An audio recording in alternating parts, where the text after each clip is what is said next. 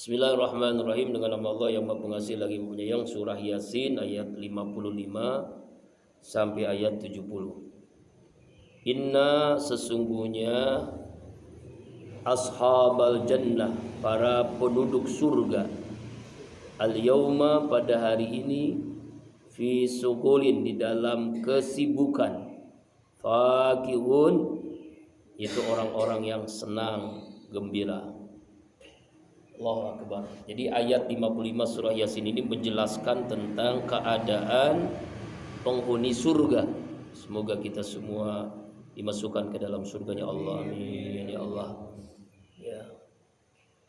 Allah Subhanahu wa taala bagaimana menjelaskan tentang keadaan orang-orang yang ada dalam surga itu, berada di tempat yang sangat indah, kenikmatan yang terus menerus, ya. Kemudian dijelaskan di dalam menurut Ibnu Abbas, mereka ini ya sukulin, sibuk di dalam kesibukan yang sibuknya ini sibuk dalam kenikmatan, sibuk dengan kenikmatan. Kalau di dunia sibuk dengan mencari duit, ya sibuk dengan keluarga. Nah, di akhirat mereka sibuk dengan kenikmatan-kenikmatan. Ya. Di antaranya dijelaskan menurut Ibnu Abbas adalah sibuknya orang-orang penduduk surga adalah ya laki-lakinya itu sibuk untuk memecahkan keperawanan bidadari. Waduh, karena saking banyaknya bidadari. Ini menurut Ibnu Abbas radhiyallahu anhu, di bawah sungai-sungai mereka sibuk itu, banyak bidadari. Mereka bersenang-senang di bawah pohon-pohon. Ya. Jadi sibuknya mereka di dalam kenikmatan. Ya. Kenikmatan yang luar biasa. Bayangkan ya. Satu orang di surga itu dalam sebuah riwayat ada 70 bidadari. Makanya sibuk dengan kenikmatan melayani orang-orang di dalam surga itu, bidadari itu 70 orang, bayangkan. Masya Allah, ya kan? Kuat gak tuh ya? Nah, dijelaskan dalam tafsir Yasin, Pak, orang penduduk surga itu ya tinggi mereka itu setingginya Nabi Adam. Jadi bukan kecil kayak sekarang nih. Tinggi Nabi Adam itu 60 hasta. Itu Nabi Adam itu kan ya. Kalau kita dulu melihat tuh, kalau ada film-film raksasa, bukan raksasa, apa namanya itu yang dinosaurus. Nah, Nabi Adam itu lebih besar berkali-kali daripada dinosaurus. Sedangkan dinosaurus itu besarnya luar biasa. Nah, jadi dinosaurus itu kalau sekarang itu mungkin kita melihat kadal lah. Ini manusia nih, ini kita nih, Nabi Adam. Tuh kadal itu dinosaurus, saking kecilnya kan. Iya, padahal kan dinosaurus itu besarnya luar biasa. 60 hasta. Masya Allah. Usia orang penduduk surga itu sekitar 30 tahun. Budak-budak semua, nggak ada yang tua, nggak ada yang aki-aki, nggak ada yang nenek-nenek. 30 tahun. Lagi gagah-gagahnya. Ketampanan penduduk surga itu adalah seperti tampanan Nabi Yusuf alaihissalam. Gantengnya luar biasa. Nggak ada yang jelek, nggak ada yang pincang, nggak ada yang cacat, nggak ada. Semuanya ganteng semua, sehat semua. Suaranya kalau ngomong seperti Nabi Daud. Seperti Nabi Daud, suara Nabi Daud itu jangankan manusia, burung aja mendengar Nabi Daud membaca kitab Zabur itu sampai berhenti terbang untuk mendengarkan suara Nabi Daud. Nah, orang yang di dalam surga itu suaranya seperti itu.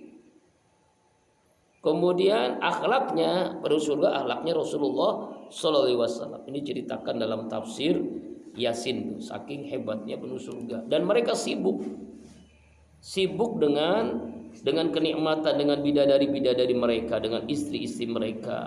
Allah Akbar. Hum wa azwajuhum, mereka ini pada penduduk surga, wa azwajum, dan para bidadari mereka. Ini dijelaskan, bidadari-bidadari, pasangan-pasangan istri mereka. Fi zilalin, di dalam tempat yang sangat teduh. Ya, dalam tempat yang sangat indah, di bawah pohon-pohon. Alal araik, di atas dipan-dipan, ya. Muttaqi'un, mereka bersandar. Ya, artinya mereka seperti dipannya ranjang pengantin baru. Memang terus jadi pengantin saking nikmatnya. Ya, bandingannya ya tidak bisa di dunia. Pokoknya saking nikmatnya mereka berada di tempat yang teduh, ya, di bawah di adanya dipan-dipan, ranjang-ranjang, dan ya bidadari-bidadari istri-istri mereka. Dan tidak ada rasa cemburu lagi, tidak ada rasa apa namanya? Ya, mereka di dalam surga itu, Pak, tidak seperti di dunia. Ya, keluar keringat, pipis, muntah, apa yang namanya? Enggak ada tuh. Keringatnya itu wangi semerbak harum. Jadi enggak ada buang air. Bayangkan kalau penduduk surga itu buang air, berapa banyaknya WC kalau gitu ya. Enggak ada, Pak. Ya, mereka itu semuanya keluar keringat. Jadi dari keringatnya itu keluar apa namanya? Wangi yang sangat harum. Penduduk surga itu. Wah, pengen pipis nih, pengen BAB nih, enggak ada. Penduduk surga itu enggak ada lagi. Karena nikmatnya luar biasa. Jadi di ayat 55-56 ini Allah menjelaskan kenikmatan penduduk surga itu, ya, keadaan nikmat dengan berbagai macam nikmat. Di antaranya adalah mereka berada di bawah-bawah pohon, ya, surga, dan apa namanya? Dipan-dipan, ranjang-ranjang. Nah, ini. Ya, dalam tafsir Yasin dijelaskan mereka ini terkagum-kagum kenikmatan yang mereka alami yang belum pernah mereka rasakan ketika hidup di dunia. Mereka merasakan punya istri banyak misalnya di dunia, tapi kenikmatannya jauh dibandingkan punya istri banyak di dunia. Ya. Kemudian juga dijelaskan ranjang yang berkelambu indah. Nah, itu. Ya kan? Jadi memang kenikmatannya luar biasa, ya lah, ya. Allahu Akbar.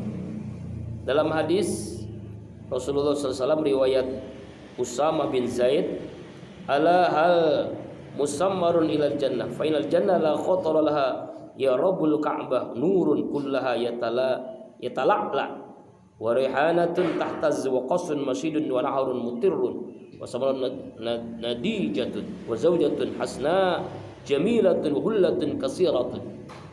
Ketahuilah, apakah ada orang yang bersegera menuju surga. Sesungguhnya surga tidak pernah terlintas di mihrab pemilik Ka'bah, Allah maksudnya.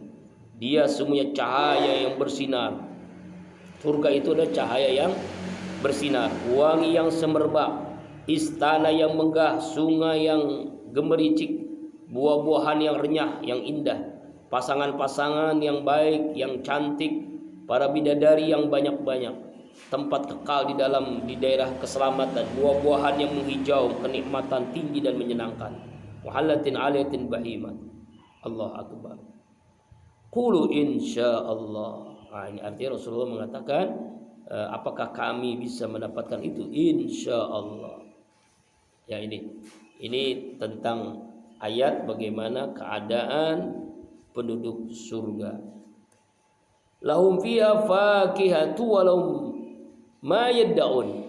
Bagi mereka penduduk surga itu, fiha di dalam surga, fakihatun buah-buahan, walahum dan bagi mereka mayadun yang mereka minta. Bahkan dijelaskan bahwa jangankan mereka minta, baru terbesit di dalam hati pikirannya, Allah langsung kasih. Misalnya mereka minta makan apa, sate misalnya, langsung baru terbesit doang. Pengen makan duren, pengen makan yang paling nikmat di dunia, pengen punya istri yang cantiknya gitu kayak artis yang pernah dia lihat waktu dunia, langsung di depannya, langsung bisa dinikmati. Jadi semacam apa namanya, nggak pakai COD lagi ya, nggak pakai paket-paket, langsung, nggak usah mesen-mesen, baru terbesit dalam hati, terbesit di dalam pikiran, Allah langsung kayak mainnya. Maka disebut dengan walahum ma yad'un. Bagi mereka mayadun, mereka yang minta. Yad'un itu adalah terbesit di dalam hatinya, udah ada baru terbesit, belum minta ya Allah pengen ini, enggak, baru langsung gitu. Gimana tuh kira-kira kenikmatannya? Nah inilah makanya ini menggambarkan kenikmatan yang luar biasa, yang tidak bisa ya kita reka-reka di dunia ini, ya tidak bisa reka-reka gitu, karena kenikmatannya luar biasa. Mau makan, mau minum, mau buah-buahan, mau istri, mau apa, langsung Allah berikan. Mau kendaraan misalnya, ya semuanya langsung. Nah ini diantara kenikmatan surga, ya kan. Kemudian salamun qaulam mir rabbir rahim. Salamun qaulan, ini ucapan Allah kepada penduduk surga. Salam, kesejahteraan, keselamatan, kebahagiaan, kedamaian. Qaulan, ucapan Allah. Ya mir rabbim, ucapan dari Tuhan Ar-Rahim yang Maha Penyayang. Jadi ucapan Allah. Salam, salam. Jadi Allah tuh ngomong kepada penduduk surga, salam, salam. Ya Allah Akbar. Ya. Diriwayatkan dari Jabir bahwa Rasulullah SAW bersabda, ketika para penduduk surga sedang menikmati kenikmatannya tuh, lagi sedang sibuknya dengan istri, sibuknya dengan bidadari, sibuknya dengan makanan, dengan minuman, tiba-tiba muncul cahaya berkilat. Mereka pun penduduk surga itu mendongakkan kepala mereka ke atas. Saat itu Allah yang memiliki kemuliaan tampak dari atas mereka. Keselamatan, wahai ibnu salam, salamun salamun qaulan mir rabbir rahim. Allah, mereka kemudian menyaksikan Allah. Mereka tidak lagi pada suatu kenikmatan surga. Jadi ketika ada kilatan cahaya dan itu Allah mengucapkan itu, mereka yang sibuk dengan kenikmatan surga lupa. Kenapa? Karena melihat Allah jauh lebih nikmat daripada surga. Gimana kira-kira? Jadi mereka tuh lupa kepada semua kenikmatan surga yang Allah berikan ketika melihat, menyaksikan keindahan Allah Subhanahu wa ta'ala. Sehingga nggak ada hijab lagi antara Allah dengan penduduk surga. Allah Akbar, cahaya Allah, barokah Allah. Jadi kenikmatannya jauh lebih nikmat. Gimana ya? Kita makan sesuatu yang nikmat, ya. Lalu bertemu dengan yang menciptakan makanan itu, menciptakan istri, menciptakan bidadari, ya jauh lebih nikmat. Itulah.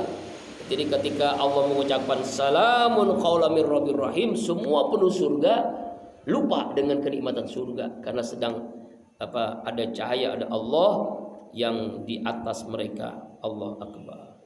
Inilah yang dijelaskan di dalam tafsir Yasin ketika penduduk surga.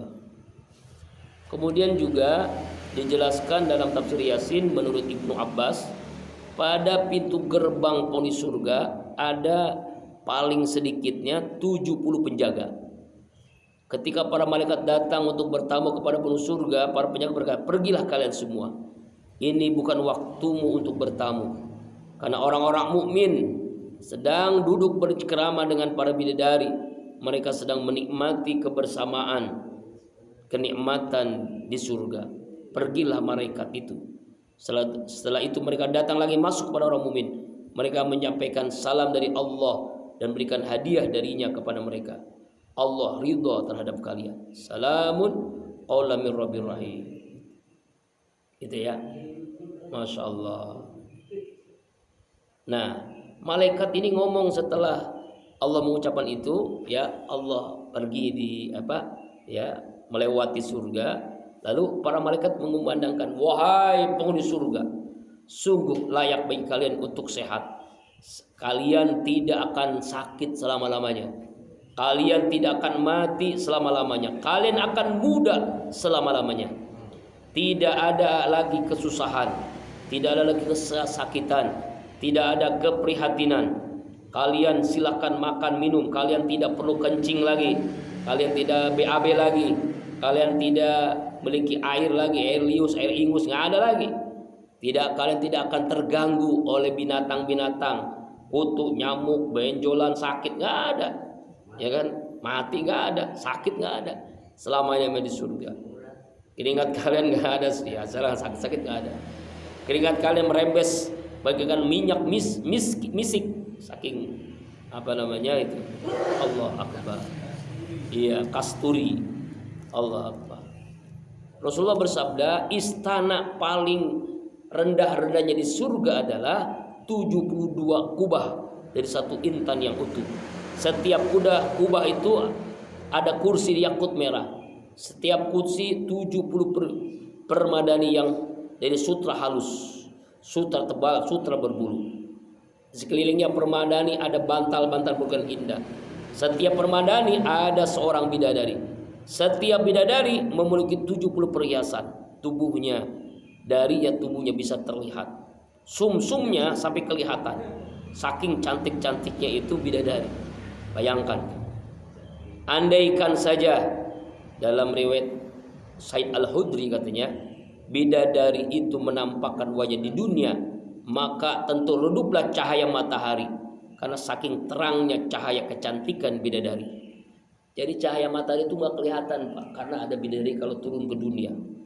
Andaikan saja setetes air liur yang menetes di dunia, maka air lautan yang asin itu menjadi tawar karena sangat saking manisnya tetesan air liurnya, air ludahnya bidadari. Masya Allah. Saking gimana itu ya, saking cantiknya bidadari. Itu kan yang membuat ya aki-aki itu rajin ke masjid gelap-gelap. Kenapa Ki? Bidadari suruh. Bidadari cuk. Ya. Bidadari. Masya Allah. Kemudian di surga itu ada 4 buah sungai. Sungai madu, sungai susu, sungai arak, sungai air. Ya, terdapat sungai itu bisa meminumnya 100 macam rasa. Jadi walaupun sungai arak 100 macam rasa. Masya Allah. Ini diceritakan dalam tafsir Yasin bagaimana keadaan penduduk surga. Ya kan? Wamtazul yauma ayyuhal mujrimuna. Sekarang kebalikannya nih ya. Udah surga tuh ya segitu ya dulu deh. Tapi sebenarnya penjelasan tafsir Yasin ini banyak sekali nih ya. Nah, saya jelasin dulu deh ya. Soalnya ini tentang yang ayat 59 ini tentang neraka ya. Gitu kan. Sa'id bin Musayyab Abu Hurairah berkata, "Wahai Sa'id, berdoa kepada Allah agar Dia mengumpulkanmu di pasar surga." Sa'id bertanya, "Wahai Abu Hurairah, apakah di surga ada pasar?" Benar. Karena para penghuni surga itu setiap hari Jumat melihat di dalam pasar keindahan ketampanan. Ketika angin bertiup di bawah arsy Allah, maka tersebelah minyak misik anbar menerpa mereka dan turunlah hujan perhiasan ke arah mereka. Mereka kemudian mengenakan perhiasan itu dan mengendarai buruk. Mereka pulang dari surga menuju tempat kediaman mereka. Mereka berkata kepada para istri mereka, "Ketampanan kalian benar-benar tambah semakin." Jadi istri-istri yang tidak ke pasar tuh suaminya pada ke pasar tuh. Pulang dari pasar di hari Jumat, "Kok abang siapa? Abang ganteng banget gitu." Tampannya itu lebih tampan daripada sebelumnya ketika pulang dari pasar. Waduh. Kalau kita pulang dari pasar bau, tapi dari surga tampan. Masya Allah. Sama seperti itu juga suaminya ngomong kepada istrinya, "Demi Allah, kecantikan kalian lebih dibandingkan kecantikan yang sebelum saya lihat sebelumnya." Sakit semakin hari semakin cantik, semakin hari penduduk suatu semakin tampan. Itulah hari Jumat ada pasar namanya pasar surga, gitu ya. Ini bukan tempat beli jual beli, bukan. Pokoknya sebuah tempat ramai-ramai lah penduduk surga itu. Allah Akbar. Setiap hari Jumat itu diantaranya. Banyak lagi penjelasan ini ya. Masya Allah. Dan bagaimana kenikmatan surga ini luar biasa. Nah, sekarang ayat 59. Wamtazul yauma, berpisahlah kalian, hai orang-orang mukmin yang masuk surga. Al yauma, pada hari ini, ayyuhal mujrimun, wahai para pendosa. Allah telah mengabarkan di ayat ini agar walaupun dia anak, kakak, adik, suami, istri, antara orang yang masuk surga dengan orang-orang yang masuk neraka itu dipisahkan oleh Allah. Walaupun keluarganya sendiri. Wamtazul yauma ayyuhal mujrimun, berpisahlah, memisahkan diri, artinya memisahkan diri, hai orang-orang mujrimun, para pendosa, para pelaku maksiat, orang-orang kafir, orang yang zalim, ya, dengan orang-orang mukmin yang masuk ke dalam surga. Gitu. Jadi setiap orang kafir itu masuk ke dalam neraka, orang mukmin masuk di surga, maka dipisahkan oleh Allah Subhanahu wa taala. Walaupun mereka misalnya megang itu tangannya nggak bisa, pokoknya dipisahkan oleh Allah antara orang mukmin dengan orang kafir. Alam ahad ilaikum ya bani adam alla ta'budu syaitan innahu lakum aduwwum mubin. Alam ahad, tidaklah aku perintahkan ilaikum kepada kalian ya bani adam, wahai bani adam, manusia, wahai manusia. Maksud bani adam itu anak cucunya Adam, itu manusia. Allah ta'budu syaitan, janganlah kalian menyembah syaitan. Jadi kalau orang menyembah selain Allah itu sama aja menyembah syaitan. Menyembah Yesus sama dengan menyembah syaitan. Menyembah patung, Buddha, Hindu, menyembah matahari, menyembah bulan, menyembah api, ya, semua yang menyembah selain Allah adalah menyembah syaitan. Karena memang syaitan yang menghiasi, ya, menghiasinya menjadi Tuhan bagi mereka. Innahu, sesungguhnya dia syaitan, lakum bagi kalian, aduwwum mubin, musuh yang nyata. Musuh yang nyata itu ya syaitan. Ya, jadi jangan sampai kita lupakan bahwa syaitan ini selalu menjerumuskan kita pada puncaknya agar kita menyembah syaitan. Jadi makanya perbuatan dosa yang paling besar yang tidak terampuni adalah dosa syirik, dosa menyekutukan Allah. Itu orang yang menyembah Tuhan selain Allah. Semua orang yang menyembah Tuhan selain Allah sama dengan menyembah syaitan. Ya, sama dengan menyembah syaitan. Padahal kita tahu syaitan itu adalah musuh yang nyata. Musuh yang nyata bagi kita adalah syaitan. Ya kan? Musuh yang nyata. Nah, ini kita harus ingat, ya, harus ingat terus. Karena pada intinya adalah bagaimana, ya, setan ini menjerumuskan kita agar kita jangan sampai masuk surga, agar kita menjadi temannya nanti selama-lamanya di neraka. Wa ani'buduni, sembahlah aku Allah. Haza, inilah siratum mustaqim, jalan yang lurus. Ya, jalan yang lurus. Hendaklah kalian menyembah Allah, jangan menyembah setan, jangan menyembah Tuhan selain Allah. Sembahlah Allah. Inilah agama yang benar. Sirat al-mustaqim. Makanya kita selalu minta kan dalam surah Al-Fatihah, ihdinas siratal mustaqim, tunjukilah kami jalan yang lurus, agama yang benar, yaitu Islam. Istiqomah dalam agama yang benar. Sirat, jalan, al-mustaqim, lurus. Ada juga yang menjelaskan siratal mustaqim adalah agama Islam, adinul Islam. Ada juga yang menjelaskan siratal mustaqim adalah istiqomah, mustaqim istiqomah, sirat, ya, agama. Jadi istiqomah dengan agama Islam. Itu istiqomah dalam ibadah. Ya, jadi sembahlah Allah, jangan menyembah setan. Haji jahannamul lati kuntum ta, ini adalah neraka jahannam yang kalian dahulu telah diingatkan. Ini ucapan ini kepada orang-orang yang ada di neraka, ya kan? Kepada orang-orang kafir, orang-orang pelaku dosa, maksiat, ya. Inilah neraka jahannam yang kalian waktu itu diingatkan oleh para nabi, para rasul. Rasakanlah. Ini bentuk celaan, bentuk hinaan kepada orang-orang yang tidak percaya dengan neraka. Mereka masuk neraka jahanam karena kafir, karena tidak mau menyembah Allah Subhanahu wa taala. Karena mereka musyrik, karena mereka syirik menyekutukan Allah. Ini neraka jahanam. Islauhal yauma, masuklah kalian ke dalam neraka jahanam al yauma, pada hari ini, bima kuntum takfurun, karena apa yang kalian waktu di dunia mengingkarinya. Kalian kafir, tidak percaya dengan neraka. Masuklah kalian semuanya. Ya. Jadi orang-orang kafir pada waktu itu masuk ke dalam neraka karena mereka kufur kepada Allah. Nauzubillah min dzalik.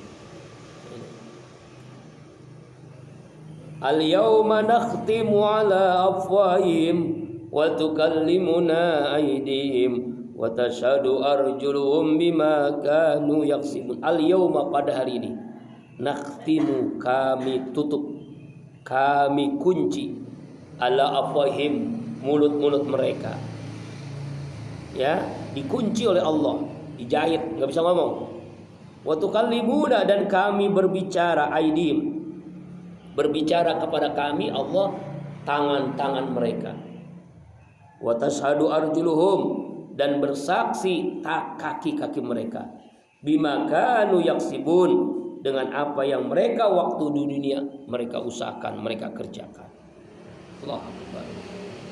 Ya, inilah orang-orang, kondisi orang-orang pada hari kiamat, ya kan?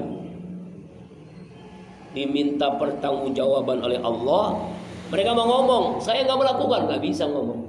Semua orang waktu itu mulutnya ditutup oleh Allah, terutama orang-orang kafir ya, orang-orang munafik, orang pelaku dosa itu mulutnya ditutup. Nakhtimu itu bisa ditutup, bisa dikunci. Jadi mereka nggak bisa ngomong. Pengen banget ngomong nggak bisa. Yang ngomong apa? Tangannya. Yang ngomong apa? Kakinya. Kaki dan tangannya. Ya, karena mereka pernah dulu maksiat, korupsi, mencuri. Kakinya melangkah ke tempat judi, melangkah ke tempat pelacur lah gitulah. Jadi nggak bisa nggak bisa dibohongi, ya kan? Jadi keadaan orang-orang kafir, keadaan orang munafik ketika dihisab oleh Allah Subhanahu wa taala, ingin ngomong mereka nggak bisa ngomong. Mulutnya dikunci oleh Allah. Mulutnya dikunci oleh Allah. Ya kan? Mulutnya dikunci oleh Allah Subhanahu wa taala, dikunci oleh Allah. Jadi yang ngomong apa? Tangan dan kakinya. Nauzubillah. Summa nauzubillah min dzalik. Ya. Tuh kan? Jadi nah, dalam tafsir Yasin dijelaskan para malaikat Jabaniyah dengan cepat melemparkan orang-orang yang masuk neraka, ya, 10.000 orang bermaksiat setiap saat, masya Allah, sampai lututnya hilang, saking dahsyat itu neraka, sampai setengah badannya hilang, tenggorokannya tenggelam di dalam neraka, sampai seperti itu, ya, tuh, masya Allah, nauzubillah. Rasulullah SAW menjelaskan, didatangkan seorang di antara penduduk neraka yang telah menghabiskan seluruh umurnya di dalam kehidupan dunia yang nyaman, yang enak-enakan waktu di dunia. Seluruh hidupnya dia maksiat di dunia. Maka para malaikat Jabaniyah melemparkan dalam neraka satu kali. Mereka kemudian mengeluarkan dan bertanya kepada malaikat, apa engkau pernah menyaksikan kenyamanan hidup di dunia? Demi Allah, aku sama sekali belum pernah menyaksikan kenyamanan hidup di dunia. Padahal orang ini, Pak, waktu di dunia semuanya enak. Uang banyak, istri banyak, wah, judi, zina, semuanya enak. Tapi ketika sekali saja nyelup ke neraka, dalam riwayat ini dia ngomong begini, demi Allah, saya sama sekali belum pernah menyaksikan kenikmatan di dunia. Padahal seumur hidupnya dia senang-senang di dunia. Ketika baru-baru sekali dicelupkan satu kali neraka, tidak pernah merasakan kenikmatan di dunia. Ya Allah, saya lupa tuh. Lupa dia kenikmatan di dunia karena masuk neraka baru satu kali itu. Apalagi selama-lamanya. Nauzubillah. Summa nauzubillah min dzalik. Makanya dijelaskan, andaikan saja para malaikat Jabaniyah memandang kepada penduduk dunia sekali saja, mereka akan mati karena kewibawaan malaikat Jabaniyah. Tuh kan? Misalnya malaikat Jabaniyah turun ke dunia nih Jabaniyah. Lalu semua orang lihat dia langsung mati. Nah, Masya Allah. Seandainya angin satu kali meniup, ya, maka semuanya meniup wangi atau anunya angin itu akan menyebabkan semua penduduk dunia ini mati. Allah Akbar. Ini diantara kehebatan malaikat Zabaniyah, Masya Allah. Ya, ini diantaranya. Ya. Oh, banyak sekali penjelasan ini. Ya itu. Kemudian ayat selanjutnya ayat 66. Walau nasya'u latamasna 'ala a'yunihim fastabaqus sirata fa'anna yubsirun. Walau nasya, dan jika kami menghendaki, latamasna, maka sungguh kami hapuskan, ala a'yunihim, di atas mata-mata mereka. Fastabaqus sirat, lalu mereka bersegera mencari jalan, fa'anna yubsirun, maka bagaimana mungkin mereka bisa melihat. Ya kan? Artinya adalah ketika Allah berkehendak, ya, berkehendak misalnya menghapuskan, jadi mereka jadi buta, mereka nggak bisa melihat, ya, maka mereka ini orang-orang di akhirat nanti mencari jalan dan mereka nggak bisa melihat. Kenapa? Karena memang seandainya kalau Allah berkehendak, orang-orang mata-mata mereka itu nggak bisa melihat lagi. Yang nggak bisa melihat, maka mereka menjadi orang yang buta. Orang yang buta, yang tidak bisa melihat, ya bagaimana mereka bisa jalan? Ya, mereka bisa jalan. Auzubillahi min dzalik. Walau nasya lamasakhnahum, seandainya dan jika kami berkehendak, lamasakhnahum, sungguh kami akan bentuk mereka, ala makanatikum, pada tempat mereka. Pamastatau, maka mereka tidak akan mampu mudian berjalan, walayajirun, dan mereka juga tidak akan mampu untuk kembali. Jadi kalau Allah berkehendak, seandainya nih kaki mereka, ya kan ya, tidak bisa melangkah, ya kan, tidak berjalan, mereka tidak akan kembali lagi. Ya. Nah ini. Jadi artinya kalau Allah sudah berkehendak, manusia ini tidak bisa apa-apa, tidak bergerak, ya kan, tidak berjalan, tidak tidak bisa melihat, ya kan? Itu nauzubillah min dzalik. Ya kan? Artinya mereka tidak kemana-mana. Ya, itu keadaan orang-orang yang ada di akhirat nanti. Kemudian ayat selanjutnya ayat 68. Wa man nu'ammirhu nunaqqisu fil khalqi afala ya'qilun. Siapa orang yang Allah panjangkan umurnya. Nah ini kembali lagi ke dunia nih. Allah berikan karunia umur yang panjang, lebih dari umur Rasulullah. Kalau Rasulullah umur 63, 70, 80, 90, bahkan ada yang 100 umurnya misalnya. Allah panjangkan umurnya. Nunakisu, maka kami kembalikan dia fil khalqi, di dalam bentuk awal penciptaan. Maksudnya kalau orang sudah tua, aki-aki, nenek-nenek, itu kembali lagi ke bayi, ke masa kecil.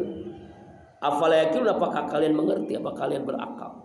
Artinya Allah ciptakan manusia kan, ada yang Allah panjangkan umurnya, usianya, tetapi dia lemah, tidak seperti masa mudanya, tidak seperti masa remajanya, kembali lemah lagi seperti bayi, ya kan? Bahkan ada yang namanya bayi gimana sih? Kalau makan disuapin, kalau dicebokin, kalau mandinya begitulah orang yang sudah tua, yang umurnya Allah panjangkan, seperti itu. Ya, seperti itu, Pak. Jadi seperti apa? Apakah kalian berpikir tentang Allah ciptakan seperti itu? Ya, pikun dan sebagainya. Makanya dalam fikih itu orang nanti bulan Ramadan sebentar lagi, ya kan, orang yang pikun, orang yang tua itu kan boleh tidak melaksanakan puasa sebagai bentuk uzur syar'i. maka diganti dengan fidyah, ya kan? Itu diganti dengan fidyah. Karena dia sudah tua, sholat pun kadang-kadang ya seingatnya dia gitu. Sholat zuhur jam 10 misalnya, sholat asar jam 12, jam 1 sholat asar. Jadi aneh gitu. Ya udah kembali tua lah, kembali masa kecil, kembali anak-anak, kembali bayi begitu ya. Pikun gitu ya. Tetapi memang ada, Allah memberikan kelebihan orang-orang yang tidak pikun walaupun tua. Kenapa bisa begitu? Karena kekuatan ruhiyah dia, kekuatan rohani dia, maka walaupun dia tua umurnya, misalnya sampai 70, 80, 90, tapi kok nggak pikun-pikun. Dia masih ingat.